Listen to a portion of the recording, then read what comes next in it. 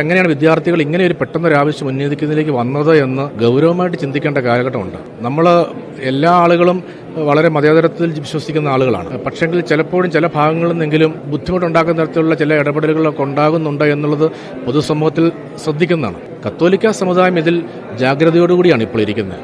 ഇങ്ങനത്തെ എല്ലാ പ്രശ്നങ്ങളിലും, പ്രത്യേകിച്ച് ആളുകളുടെ വൈകാരികമായിട്ട് പ്രതികരിക്കുന്ന വിഷയങ്ങളിൽ കത്തോലിക്ക കോൺഗ്രസ് ശക്തമായിട്ടുള്ള നിലപാട് എടുത്തിട്ടുണ്ട്. ഇനി തുടർന്നും ശക്തമായ നിലപാടെടുക്കും. സമുദായത്തിന്റെ ശബ്ദവും വിശ്വാസികളുടെ ആവശ്യവും താല്പര്യവുമാണ് കത്തോലിക്ക കോൺഗ്രസിന്റെ നിലപാടുകളിലൂടെ പുറത്തു വരുന്നത്. ഈ മൂവാറ്റുപുഴ നിർമ്മല കോളേജിലെ പ്രശ്നത്തിലും ഇത് അനുവദിക്കാൻ പറ്റത്തില്ല. ഈ ഒരു തരത്തിലുള്ള ഒരു ആവശ്യം ശരിയല്ല.